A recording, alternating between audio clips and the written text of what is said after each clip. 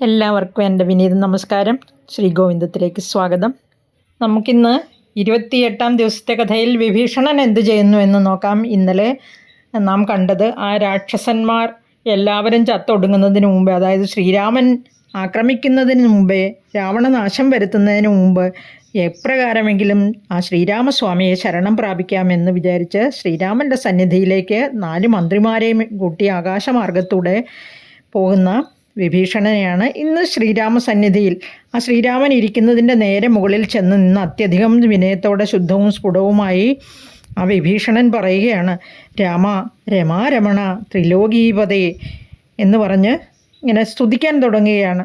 ആകാശത്ത് തന്നെ നിന്നിട്ട് ഭഗവാനെ സ്തുതിച്ചിട്ട് പ്രകാരം പറയുന്നു. ഈ സ്തുതി പേജ് 326 കേട്ടോ.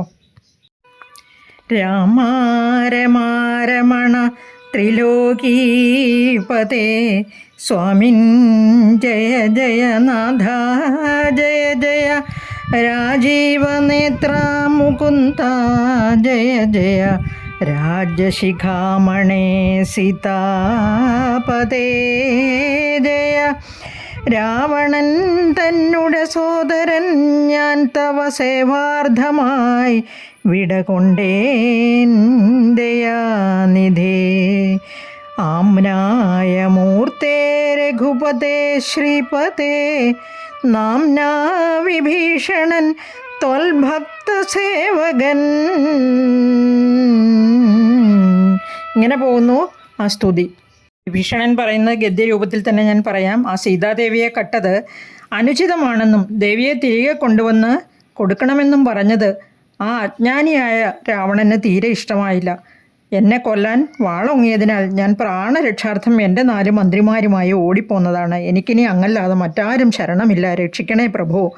ഇത് കേട്ട സുഗ്രീവൻ വേഗം പറഞ്ഞു, ഈ മായാവികളായ രാക്ഷസന്മാരുടെ വാക്കുകൾ ഒരിക്കലും വിശ്വസിക്കരുത്. പിന്നെ ഇവനാണെങ്കിലോ ആ രാവണൻ്റെ സഹോദരനും, പോരാത്തതിന് മന്ത്രിമാരും കൂട്ടിനുണ്ട്.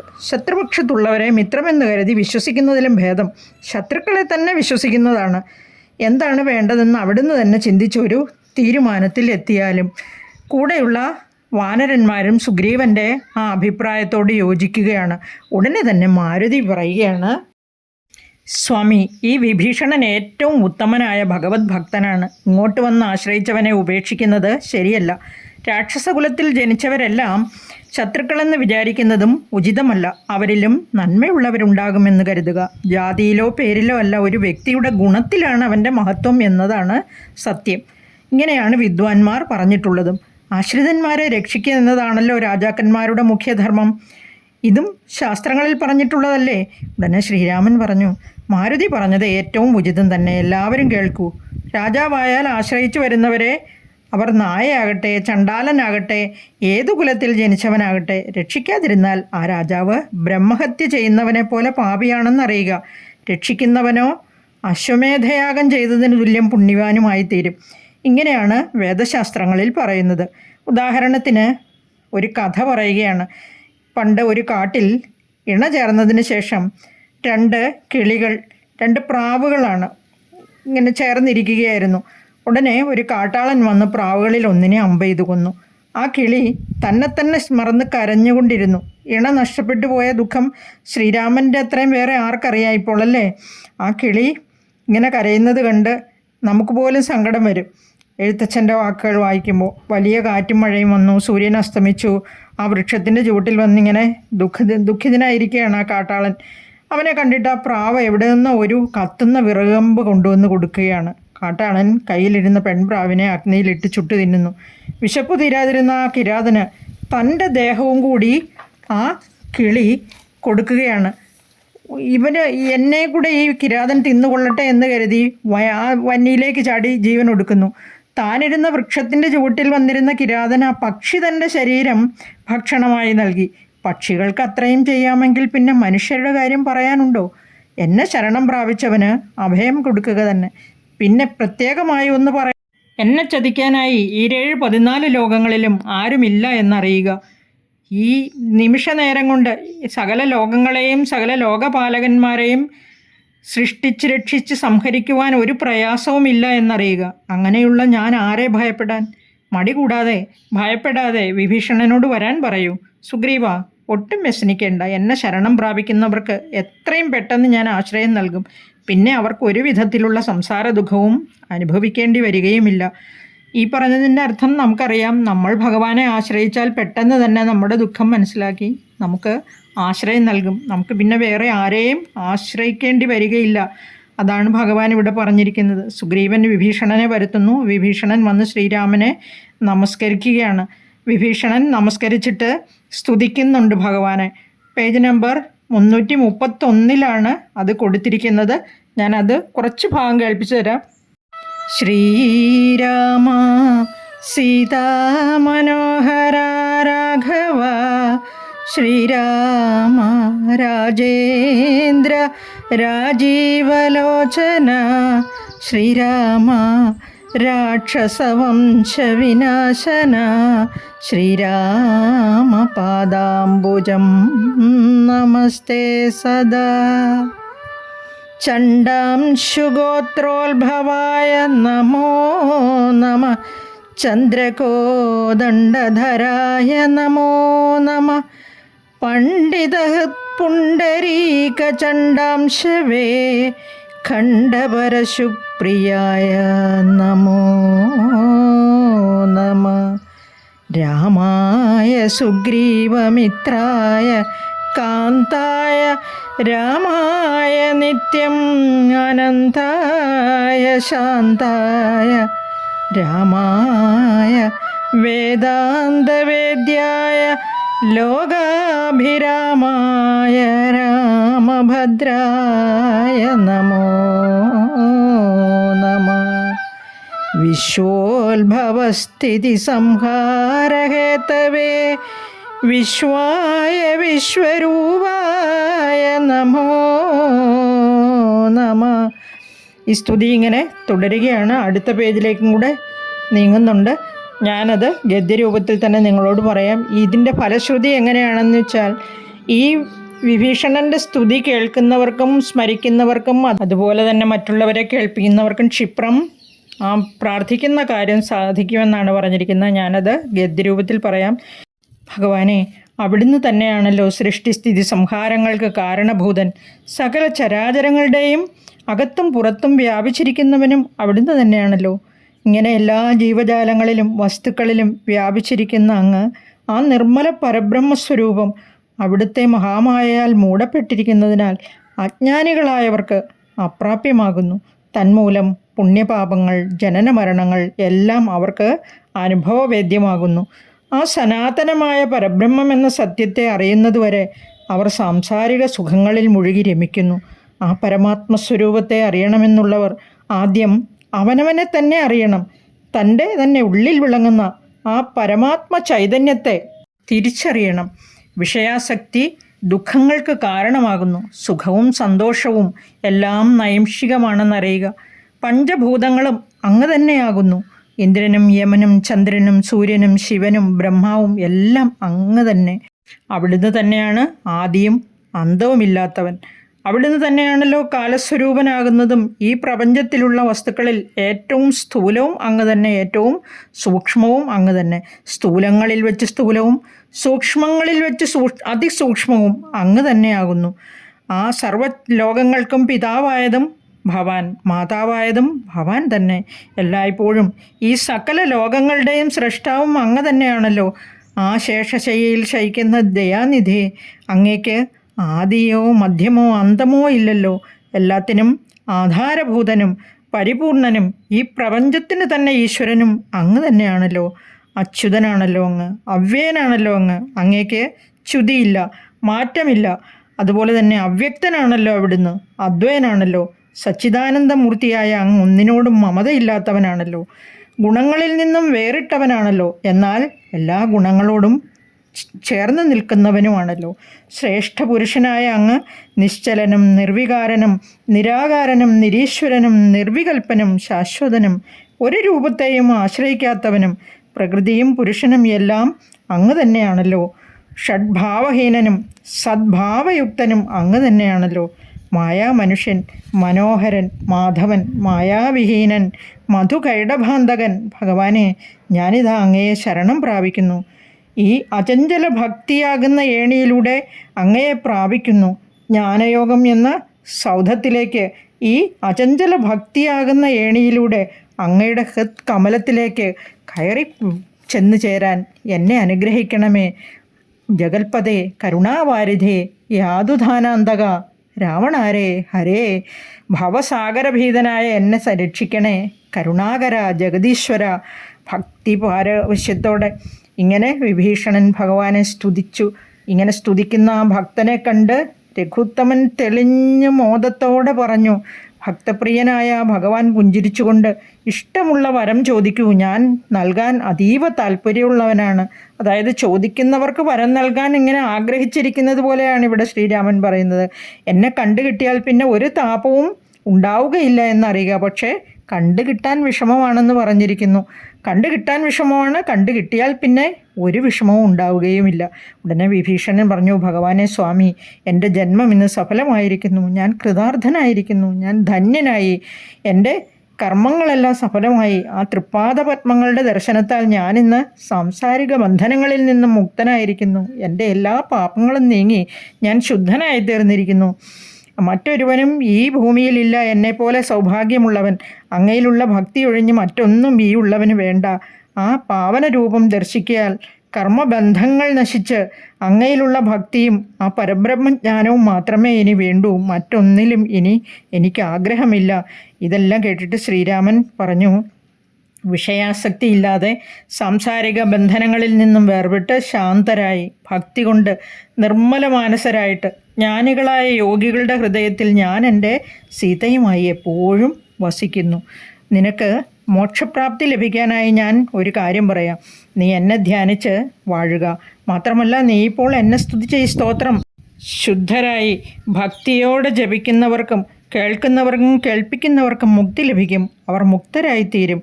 ശ്രീരാമൻ വീണ്ടും തുടർന്ന് ലക്ഷ്മണനോട് പറഞ്ഞു, വിഭീഷണനെ ലങ്കാധിപനായി അഭിഷേകം ചെയ്യുക.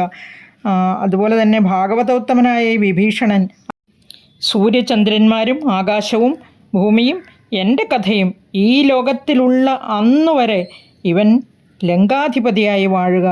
ഇങ്ങനെ എൻ്റെ ആജ്ഞയാൽ ഇവനെ ലങ്കാധിപതിയായി അഭിഷേകം ചെയ്യുക. ശ്രീരാമൻ്റെ വാക്കുകൾ കേട്ടിട്ട് ലക്ഷ്മണൻ അവിടെ കൂടിയിരുന്ന വാനരന്മാരോട് സമുദ്രജലം കൊണ്ടുവരാൻ പറയുന്നു. അത് അഭിഷേകത്തിന് സപ്തസമുദ്രങ്ങളിൽ നിന്നുള്ള ജലം ആവശ്യമാണ്. അതനുസരിച്ച് അവർ ജലം കൊണ്ടുവരുന്നു. യഥാവിധി അവരെല്ലാവരും വിഭീഷണനെ ലങ്കാധിപതിയായി അഭിഷേകം ചെയ്യുന്നു. എല്ലാവരും വിഭീഷണനെ ആശീർവദിക്കുന്നു. ദേവന്മാർ ആകാശത്തു നിന്നും പുഷ്പവൃഷ്ടി നടത്തുന്നു. സുഗ്രീവൻ വിഭീഷണനെ കെട്ടിപ്പിടിച്ചിട്ട് ഇങ്ങനെ പറയുകയാണ്, ഭഗവാൻ ശ്രീരാമചന്ദ്രൻ്റെ ഭക്തന്മാരിൽ വെച്ച് അത്യുത്തമനാകുന്നു. 14 ലോകങ്ങളും അടക്കി വാഴുന്ന ഈ ശ്രീരാമചന്ദ്രൻ്റെ കിങ്കരന്മാരിൽ മുഖ്യനായിരിക്കുന്നു ഭവാൻ. മറുപടിയായി വിഭീഷണൻ പറഞ്ഞു, സാക്ഷാൽ ജഗദീശ്വരന് സകലത്തിനും സാക്ഷിയായിരിക്കുന്ന ആ ഭഗവാന് എന്ത് സഹായമാണ് ഞങ്ങളെക്കൊണ്ട് വേണ്ടത്? ഭഗവാന് ബന്ധുക്കൾ ശത്രുക്കൾ എന്നൊന്നുമില്ലല്ലോ. ധർമ്മം സംരക്ഷിക്കപ്പെടണം. ആശ്രയത്വമോ ആശ്രിതത്വമോ അവിടെയില്ല. ഭഗവാൻ അങ്ങനെയാണെന്ന് തോന്നുന്നത് മൂഢത്വമാണ്. നാമെല്ലാം ആ മായാമോഹങ്ങൾക്ക് വശംവദരാണല്ലോ. അതിനാൽ അദ്വയനാണെന്ന ഭാവേന സേവിക്കുക. അതുതന്നെയാണ് ഉത്തമം. വിഭീഷണൻ്റെ വാക്കുകൾ കേട്ടിട്ട് ഭക്തനായ സുഗ്രീവനും വളരെയധികം സന്തുഷ്ടനായി. ഈ സമയത്ത് ആകാശത്തു നിന്ന് ഒരു അശരീരി കേൾക്കുകയാണ്. അതായത് രാവണൻ വിഭീഷണനിൽ മന്ത്രിമാരെയും കൂട്ടി പോന്നതിന് പുറകെ എന്താണ് സംഭവിക്കുന്നത് എന്നറിയാനായി ഒരു ദൂതനെ അയച്ചിരിക്കുകയാണ്. ആ ദൂതനാണ് ശുകൻ. ശുകൻ്റെ വാക്കുകളാണ് അശരീരിയായിട്ടും ഈ ആകാശത്ത് നിന്ന് കേൾക്കുന്നത്. സുഗ്രീവ, രാക്ഷസരാജനായ രാവണൻ്റെ വാക്കുകൾ കേൾക്കുക. നീ എനിക്ക് സഹോദരനെ പോലെയാണ്. ബാലിയുടെ അനുജനായ നിന്നോട് എനിക്ക് ഒരു വിരോധവുമില്ല എന്നറിയുക.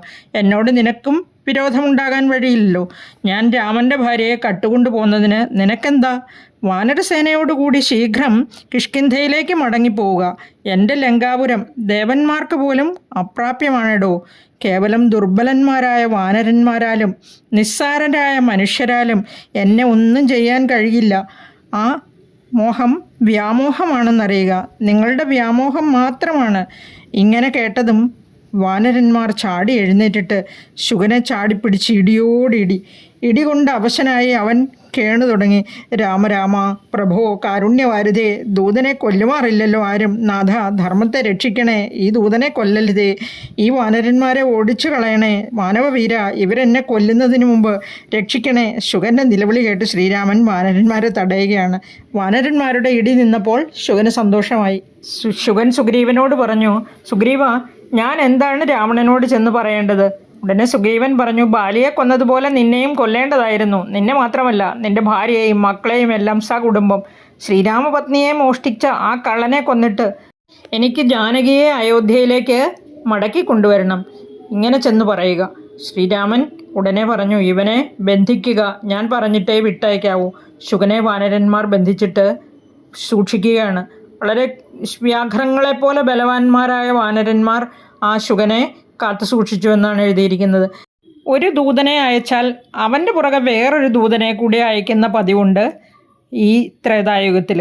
ഇവിടെ ശുകൻ്റെ പുറകെ രാവണൻ വേറൊരു ദൂതനെ കൂടി അയച്ചിരുന്നു. അവൻ്റെ പേര് ശാർദൂലൻ എന്നാണ്. ഈ ശാർദൂലൻ എന്ന രാക്ഷസൻ നടന്ന കാര്യങ്ങളെല്ലാം രാവണനെ ചെന്ന് അറിയിക്കുന്നു. രാവണൻ ഉടനെ മന്ത്രിമാരോടെല്ലാം ചേർന്ന് അനന്തരം എന്തു ചെയ്യണമെന്ന് ആലോചിക്കുകയാണ്. ഇവിടെ ശ്രീരാമാദികളാകട്ടെ, അതായത് ശ്രീരാമൻ, ലക്ഷ്മണൻ, സുഗ്രീവൻ തുടങ്ങി വാനരാദികൾ രാക്ഷസശ്രേഷ്ഠനായ വിഭീഷണനോടും കൂടി ചേർന്ന് സമുദ്രം എങ്ങനെ കടക്കാം, എങ്ങനെ സേതു ബന്ധിക്കാം, അതിനെന്താണ് ഉപായം എന്ന് ആലോചിക്കുകയാണ്. എല്ലാവരും ഒന്നിച്ചു പറഞ്ഞു, നമുക്ക് സമുദ്രദേവനായ വരുണനെ പ്രാർത്ഥിച്ചാൽ നിവൃത്തി ഉണ്ടാകും.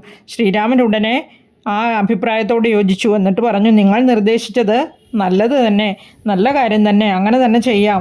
എന്നിട്ട് കിഴക്കോട്ട് നോക്കി തൊഴുത് ദർഭ വിരിച്ച് ഭക്തിയോടുകൂടി വരുണനെ നമസ്കരിക്കുകയാണ്. ആ ലോകേശ്വരൻ 3 ദിവസം ഉപവസിച്ച് രാത്രിയും പകലും എന്ന വ്യത്യാസമില്ലാതെ പ്രാർത്ഥിച്ചുകൊണ്ടേയിരുന്നു. സമുദ്രം അനങ്ങിയില്ല. ഭഗവാന് ദേഷ്യം വന്നു. ഭഗവാന് ദേഷ്യം ഉണ്ടാകാൻ പാടില്ല അല്ലേ? കാമക്രോധ ലോഭമോഹാദികളൊന്നും ഇല്ലെന്നല്ലേ പറഞ്ഞിരുന്നത്? മനുഷ്യനാണല്ലോ, അതുകൊണ്ടാണ്. മനുഷ്യ സ്വഭാവം കാണിക്കാതിരിക്കാൻ പറ്റില്ലല്ലോ. ഇവിടെ ക്രോധം കൊണ്ട് ചുവന്ന കണ്ണുകളോട് ലക്ഷ്മണനോട് ഇങ്ങനെ പറഞ്ഞു, അമ്പും വില്ലും കൊണ്ടുവരാൻ.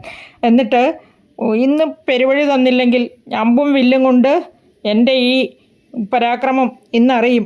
ഈ സമുദ്രം ഞാൻ വറ്റിക്കും. എൻ്റെ പൂർവികന്മാർ, അതായത് സകരപുത്രന്മാരാണല്ലോ ഈ സമുദ്രത്തെ വളർത്തിയെടുത്തത്. എൻ്റെ പൂർവികന്മാർ സമ്പന്നമാക്കിയ ഈ സമുദ്രം എൻ്റെ കൈയാൽ തന്നെ ഞാൻ ഇല്ലാതെയാക്കും. ആരാലും എൻ്റെ ഈ ശരപ്രയോഗം തടുക്കാൻ കഴിയില്ല. നോക്കിക്കോളൂ, ഞാൻ ഈ വാരിധിയെ ഭസ്മമാക്കുന്നുണ്ട്. ഈ വാക്കുകൾ കേട്ട് കാടുകളും പർവ്വതങ്ങളും ഭൂമിയും വിറച്ചു. സൂര്യൻ തൻ്റെ ശോഭ മങ്ങിയതായി കാണപ്പെട്ടു. സമുദ്രം ഇളകി മറിഞ്ഞു. പർവ്വതങ്ങളൊക്കെ ഇളകി തുടങ്ങി. ഉഗ്രമായ തിരമാലകളടിച്ച് ഈ മുതലകളും മറ്റ് ജലജീവികളുമെല്ലാം ഭയപ്പെടുകയാണ്. വരുണൻ ഭയഭീതനായി ശ്രീരാമന് മുന്നിൽ പ്രത്യക്ഷപ്പെട്ട് രാമൻ്റെ മുമ്പിൽ വിലയേറിയ രത്നങ്ങളും പവിഴങ്ങളും അതുപോലെ വിലയേറിയ വസ്തുക്കളെല്ലാം സമർപ്പിച്ചിട്ട്, രക്ഷിക്കണേ ത്രൈലോക്യപാലക വിഷ്ണു, ജഗത്പദേ പൗലസ്ത്യനാശന, ശ്രീരാമചന്ദ്ര രമാപദേ, ഇങ്ങനെ പറഞ്ഞ് സ്തുതിക്കാൻ തുടങ്ങി. എന്നിട്ട് പറഞ്ഞു, മുന്നേ അങ്ങയാൽ കൽപ്പിക്കപ്പെട്ട സ്വഭാവത്തോടു കൂടിയവയാണ് ഈ സ്ഥൂലങ്ങളായുള്ള പഞ്ചഭൂതങ്ങളും.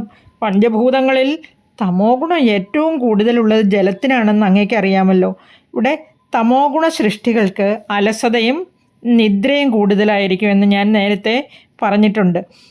നാരായണീയം പറഞ്ഞപ്പോഴാണ് അതിനെപ്പറ്റി കൂടുതൽ പറഞ്ഞത്. ആ തമോ ഗുണം കൂടുതലായതിനാലാണ് ഈ വരുണന് ഇവിടെ സൂചിപ്പിച്ചിരിക്കുന്ന ആ അലസതയും നിദ്രയും ഉണ്ടായത്. അതുകൊണ്ട് തന്നെയാണ് ഭഗവാന്റെ മുന്നിൽ പ്രത്യക്ഷപ്പെടാൻ താമസിച്ചതും, തമോ ഗുണമേറിയതിനാൽ. ആ ഭഗവാന്റെ നിയോഗത്തെ ആർക്കാണ് തടസ്സപ്പെടുത്താൻ കഴിയുക? നിർഗുണനായ നിന്തിരുവടി, അതായത് ഗുണങ്ങളെ സ്വീകരിച്ച് പല പല രൂപങ്ങളായി വിരാട് പുരുഷനായി വിരാജിക്കുന്നു. പ്രപഞ്ചത്തിലെ സകല സൃഷ്ടികൾക്കും കാരണഭൂതരായ വിരാട് പുരുഷൻ്റെ അംശങ്ങളായിട്ടാണല്ലോ സകലരും, അതായത് സത്വഗുണികളായിട്ട് ദേവന്മാരും രജോ ഗുണികളായിട്ട് പ്രജാപതികളും തമോ ഗുണികളായിട്ട് പഞ്ചഭൂതങ്ങളും ഉണ്ടായിരിക്കുന്നു. അപ്പോൾ ഇങ്ങനെയുള്ള ആ നിന്തിരുവടിയുടെ ലീലകൾ ഈ മൂഢനായ ഞാൻ അറിയുന്നതേ ഇല്ലല്ലോ ജഗദാധാരമൂർത്തെ. തമോ ഗുണപ്രധാനനായതിനാലാണ് ഈ ലീലകൾ അറിയാതെ പോകുന്നത് എന്നാണ് പറഞ്ഞിരിക്കുന്നത്. ഇപ്രകാരം ശിക്ഷിക്കാൻ ഒരുമ്പെട്ടതിനാൽ ഞങ്ങളെപ്പോലെയുള്ള മൂഢന്മാർക്ക് ഭഗവാനെ ദർശിക്കാനായി. അതുകൊണ്ട് തന്നെയാണല്ലോ ആ പരമാത്മസ്വരൂപത്തെ ഇന്ന് അടിയന് ദർശിക്കാനായത്. ഈ ദുഷ്ടമൃഗങ്ങളെ എപ്രകാരമാണോ വടികൊണ്ട് നയിക്കുന്നത്, അപ്രകാരം തന്നെ മൂഢന്മാരായ അജ്ഞാനികളെ ധർമ്മമാർഗത്തിൽ നയിക്കാനും അങ്ങേപ്പോലുള്ളവർ തന്നെ ശരണം. ശ്രീരാമചന്ദ്ര, ത്രാഹിമാം ത്രാഹിമാം. രാമ, ലങ്കയിലേക്കുള്ള വഴി ദാ ഞാൻ നിനക്ക് തരുന്നു എന്ന് പറഞ്ഞ് മാർഗം കാണിച്ചു കൊടുക്കുകയാണ് വരുണദേവൻ. ശ്രീരാമചന്ദ്രസ്വാമിയെ സ്തുതിച്ചു കൊണ്ടിരുന്ന വരുണനോട് ശ്രീരാമൻ പറഞ്ഞു, എൻ്റെ ബാണത്തിന് ലക്ഷ്യം വേണം. തൊടുത്ത ബാണം തിരിച്ചെടുക്കാനാവില്ല, അതിനാൽ ലക്ഷ്യം കാണിച്ചു തരൂ. ഉടനെ വരുണൻ പറഞ്ഞു, കാരുണ്യസിന്ധു, എൻ്റെ ഉത്തരഭാഗത്ത് എൻ്റെ തീരദേശത്തായിട്ട് മനോഹരമായൊരു പ്രദേശമുണ്ട്. അവിടെ പാപികളായ കുറേ രാക്ഷസന്മാർ മറ്റുള്ളവരെ ഉപദ്രവിച്ച് ജീവിക്കുന്നുണ്ട്. ബാണം അവരെ ലക്ഷ്യമാക്കി അയച്ചാലും അങ്ങനെ ചെയ്യുകയാണെങ്കിൽ അത് ലോകോപകാരപ്രദമായി തീരുമല്ലോ. ശ്രീരാമൻ ബാണം അയക്കുന്നു. ലക്ഷ്യത്തിലെത്തി രാക്ഷസന്മാരെ കൊന്നിട്ട് ബാണം തിരികെ ആവനാഴിയിൽ വന്നു ചേരുന്നു. പാപികളായ ആ രാക്ഷസന്മാർ വധിക്കപ്പെട്ടതിന് ശേഷം ആ പ്രദേശം വളരെ പവിത്രവും ശാന്തവുമായിട്ട് മുഖ്യ ജനവാസ കേന്ദ്രമായി മാറുകയും ചെയ്തു. വരുണൻ സേതു ബന്ധിക്കാനുള്ള നിർദ്ദേശം കൊടുക്കുകയാണ്. വിശ്വകർമാവിൻ്റെ മകനായ നളൻ്റെ നേതൃത്വത്തിൽ സേതു ബന്ധിക്കാനാണ് പറയുന്നത്. കാരണം അവൻ ഇങ്ങനെയുള്ള നിർമ്മാണ പ്രക്രിയകളിൽ വൈദഗ്ധ്യമേറും. ലോകദുരിതമില്ലാതെയായി അങ്ങയുടെ കീർത്തിയും ലോകം മുഴുവൻ വ്യാപിക്കും. ഇത്രയും പറഞ്ഞ് തൊഴുത് നമസ്കരിച്ച് വരുണദേവൻ മറയുകയാണ്. ഉടനെ തന്നെ അവർ നളനെ വിളിച്ച് യുക്തമായ കാര്യങ്ങൾ ചെയ്യാൻ ആജ്ഞാപിക്കുന്നു. എന്തുകൊണ്ടെന്നാൽ ആ നളൻ എന്ത് സാധനം എടുത്ത് വെള്ളത്തിലിട്ടാലും അത് പൊങ്ങിക്കിടക്കും. നളൻ്റെ നേതൃത്വത്തിൽ തന്നെ സേതുബന്ധനത്തിനുള്ള കാര്യങ്ങൾ പുരോഗമിക്കുന്നു. അവർ ആ പരാക്രമശാലികളായ പർവ്വതതുല്യ ശരീരങ്ങളായ വാനരന്മാർ ശ്രീരാമനെ വന്ദിച്ചതിന് ശേഷം പർവ്വതം, പാഷാണം, പാദപജാലങ്ങൾ. പർവ്വതം, പാഷാണം കല്ലാണ്, പാദപം വൃക്ഷമാണ്. വൃക്ഷം എന്ന് പറഞ്ഞാൽ ഇവിടെ തടി കഷ്ണങ്ങൾ നാനാ ദിക്കുകളിൽ നിന്നും കൊണ്ടുവന്ന് തുടങ്ങി ഓരോരുത്തരായിട്ട്. എന്നിട്ട് കൊണ്ടുവന്ന് ഇവർ നളനെ ഏൽപ്പിക്കുകയാണ്. നളൻ അവയെല്ലാം ഏറ്റുവാങ്ങി സമുദ്രത്തിലേക്ക് എറിയുകയാണ്. 25 യോജന വിസ്തൃതിയിൽ നീളത്തിൽ അങ്ങനെ 100 യോജന നിർമ്മിക്കണമെന്നാണ് പദ്ധതി ഇട്ടിരിക്കുന്നത്. സേതുബന്ധനത്തിന് മുൻപായി അവരെല്ലാവരും ഒത്തുകൂടി അവിടെ ശ്രീ പരമേശ്വരനായ ശ്രീ ശങ്കരൻ്റെ പ്രതിഷ്ഠ നടത്തി അവിടെ പൂജിക്കുകയാണ്. ശങ്കരനെ പ്രതിഷ്ഠിച്ച് പൂജ ചെയ്ത സ്ഥലമാണ് രാമേശ്വരം എന്ന്. വ്യോമകേശം പരമേശ്വരം ശങ്കരം രാമേശ്വരം.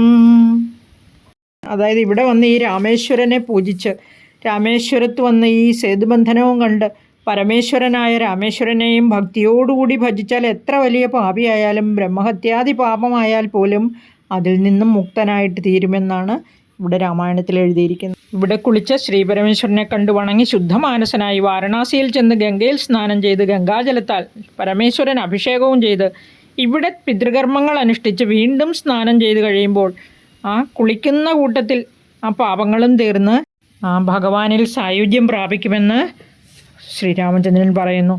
ആദ്യ ദിവസം തന്നെ നളൻ്റെ നേതൃത്വത്തിൽ 14 യോജന ദൂരം പണി തീർന്നു. പിറ്റേന്ന് 20 യോജന, അതിൻ്റെ പിറ്റേന്ന് 21 യോജന, അതിൻ്റെ പിറ്റേന്ന് 22, അതിൻ്റെ പിറ്റേന്ന് 23. അങ്ങനെ 5-ാം നാൾ ആയപ്പോഴേക്കും 100 യോജന ദൂരം പിന്നിട്ട് കവികളെല്ലാം സന്തോഷത്തോടെ പാരത്തിലൂടെ നടക്കാൻ തുടങ്ങി. 100 യോജന ദൂരം 5 നാൾ കൊണ്ട് പണി കഴിഞ്ഞു.